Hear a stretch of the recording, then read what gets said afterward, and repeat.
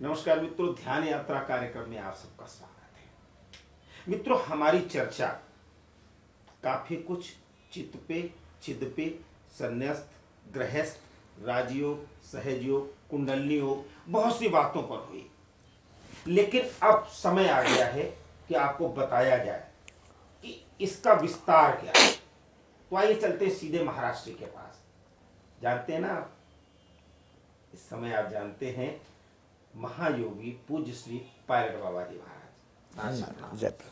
और जैसा कि आप जानते हैं, ध्यान यात्रा में सबको ले चलने के लिए महाराज श्री ने अपनी इच्छा व्यक्त की है कि जो जो चलना चाहे, लेकिन उससे पहले उसे क्या करना है, क्या नहीं करना है, कहाँ रहना है, क्या छोड़ना है, कैसे छोड़ना है, और क्या क्या उसका स्वरूप होगा, क्या आयाम होंगे, रास्ते कौन कौन से हैं और उन रास्तों का संबंध क्या है। महाराज श्री आपने चित, संन्यास्त, गृहस्थ और राजयोग, सहयोग, अब रास्ता बताएं आप इन सबको, क्या है इसको।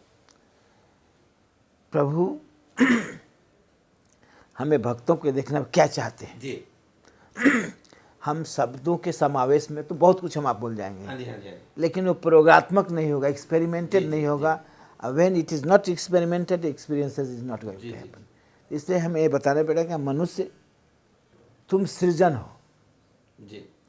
तुम सृष्टि के एक श्रेष्ठतम अंग हो। तुम्हारे को अन्य लोगों की तरह, अन्य संसार के जीव जंतुओं की तरह नहीं बनाया गया है। तुम्हारे में सोचने का, मनन करने का, पठन करने का, पाठन करने का ज्ञान विज्ञान दिया गया है। तुम्हें ये देखना है कि तुम कहाँ जाना चाहते हो।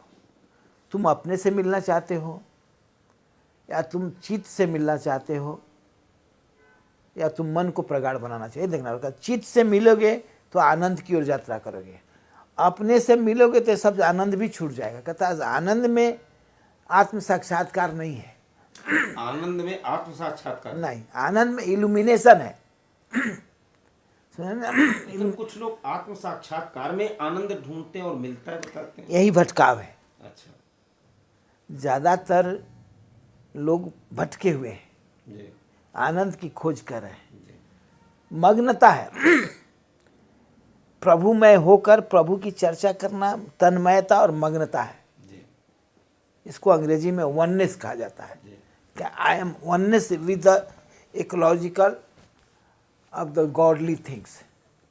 मैं ईश्वरीय व्यवस्था के साथ एकाकार कर लिया हूँ और ईश्वर के बारे में इतना जान गया हूँ कि मैं ईश्वर की चर्चा, ईश्वर की लीला की अधिक चर्चा कर सकता हूँ। ईश्वर को प्राप्त करने के लिए भक्तों की लीला की चर्चा कर सकता हूँ। तो इसलिए उसको उन्होंने 56 प्रकार के भोग जैसे लगाया था, वैसे उसको भोग लगा कर परोसने की विधि को जान गए। They have no experience. एक चीज़ बहुत ख्याल रखेगा, उनको उस प्रभुता के बारे, प्रभु के साथ संग नहीं हुआ है, अनुभव नहीं हुआ है। उनको व्याख्या करने में, कहने में इतनी तन्मयता आ जाती, इतनी तल्लीनता आ जाती है कि वो खो जाते हैं। माने आनंद उनको छूने लगा है। जी जी। और उस आनंद के छूने में उसको लोग बांटना शुरू कर दिए। ये रास्ता है या नहीं है? नहीं, ठीक है, ठीक है रास्ता। देखिए, सत्संग तो दुनिया का सबसे श्रेष्ठतम अंग है। जी। सत्संग करना, सत्संग से ज्ञान बढ़ना दुनिया का सबसे श्रेष्ठ अंग है। जोगियों से भी, मैं जोगी हूँ, मैं खुद कह रहा हूँ कि सत्संग ऊंची चीज है, लेकिन अपने से नहीं मिलाता। हम खो जाते हैं, हम बट जाते हैं, हम बिखर जाते हैं, हमारा मन टुकड़े टुकड़े में विभाजित हो जाता है।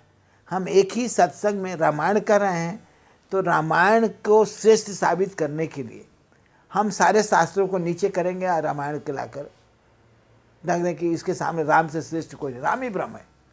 अगर हम भागवत की चर्चा कर रहे हैं तो कृष्ण ही माने, वासुदेव ही सब कुछ है और दुनिया आपको उसके पीछे है।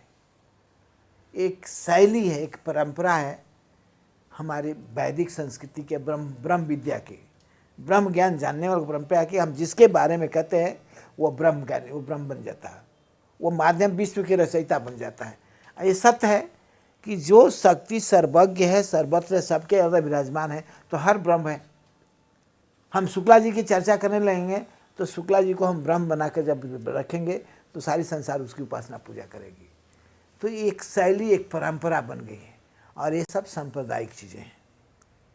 हम अद्वैत मत में, द्वैताद्वैत मत में बिचारा, हम आपको द्वैता विशुद्धाद्वैत मत में हम फंस गए। कोई निर्वाकाचार्य को मानता है, कोई कृष्ण बल्लभाचार्य को मानता है, कोई शंकराचार्य को मानता है। हम सांप्रदायिक विचार बैठ के कहता सत्य का मार्ग नहीं है, सत्य को जानने के लिए सत्य की व्याख्या करने का मार्ग है। इसलिए जितने सुनने वाले हैं ना, ये भटक गए हैं। आज जितने करने कहने वाले हैं वो भी भटके हुए लोग, क्योंकि वो अपने उस बुद्धिजीविता को, उस कॉग्निशन पावर को जो जान गए हैं ना, उसके अभिमान में हो गए कि हमने जान लिया, हमने जान लिया है। जबकि जाना नहीं, जाना अनुभव नहीं हुआ। जानना अलग बात है, अनुभव अलग बात है। जो आप एक ज्ञान योग का मार्ग हुआ आपको, ये इस ज्ञान योग में सहज योग भी आ जाता है, राज योग भी आ जाता है आपको। तो कहने का मतलब कि मनुष्य ने अपने को बांट रखा है। योग बांटता नहीं है जी। योग की सबसे बड़ी चीज़ है कि योग बांटता नहीं। योग कहता है अलग हो जाओ। जैसे योग शब्द का तो जोड़ना हुआ ना जी। इससे व्याख्या में लोग कहते हैं आत्मा को परमात्मा से जोड़ना। हाँ जी, हाँ जी, हाँ जी। जो कहता है कि तुम परमात्मा ही हो जाओ, हो जाओ, बस परमात्मा ही हो जाओ। कब हो गए? हम्म। जब तुम अपने अंदर के ब्रह्म को पहचानने के लिए अपने को औरों से अलग करोगे। बिल्कुल अलग कर you have to become a no mind. फिर वही शब्द आ गया, जी। Yoga is a science of becoming no mind. Meditation is a science of delivering your self is a no mind. मतलब ये जो सोहम कहते हैं वही मैं, मतलब बिल्कुल वही आप उसको, आप खुद ही ब्रह्म हो। हम्म, इस विराट में आप अकेले रह जाओगे तो सृष्टि की जा सकती है। तो फिर ये सत्ता जो दिखाई पड़ती है, पक्षी चहचहाते, फूल खिलते हैं, ये किसकी सत्ता है? लेकिन ये सत्ताएं हैं ये अलग चित अलग। और चित वाली बात जो है, ये प्रकृति या पुरुष की सत्ता है। चित और चित वाली बात यहीं हाँ, पे जी आ हाँ। जाती है ना एक मन का जगत है, जी। एक प्रकृति का जगत है, एक पुरुष का जगत है। तो हम परमात्मा बन जाएंगे तो वो कौन सा जगत होगा? नहीं, वो तो आपको परुषे से, आपके आप में परुषे जाग जाएगा। देखिए, मनु श्रद्धा की बात जो हम, मनु श्रद्धा की बात है। मनु अकेले था ना जी। तो आदि पुरुष तो अकेले ही ना जी। लेकिन आदि पुरुष को आदि शक्ति की जरूरत पड़ी है। जी। मनु को शत्रुपा की शत्रुपा की जरूरत पड़ी है। शत्रुपा किसी गर्भ से तो पैदा नहीं ना हुई है। जी जी। मनु का संकल्प ही शत्रुपा है। हाँ जी, हाँ जी, हाँ जी। उसके इच्छा में इच्छा ज्ञान और शक्ति की जागृति होती है ना। जब हम आप हैं तो हमारे अंदर तीन शक्तियां हैं, एक इच्छा शक्ति है, एक ज्ञान शक्ति है, एक क्रिया शक्ति है। ये तीन शक्तियों के माध्यम से हम संसार पर विजय प्राप्त कर सकते हैं, या इन तीन शक्तियों के माध्यम से हम अपने पर विजय प्राप्त करते हैं। अपने को विजय प्राप्त करने के लिए अपने को ब्रह्म बनाना पड़ेगा। संसार पर विजय प्राप्त करने के लिए अपने को मन का साम्राज्य बनाना पड़ेगा। तो इसलिए व्यक्ति को योग ये कहता है कि तुम शांत हो जाओ, तुम आराम में चले जाओ, तुम मौन हो जाओ। और शांत, आराम, मौन तभी हो सकते हो जब तुम रुकोगे, ठहरोगे। You have to stop all the activities, all the action, all the thinking.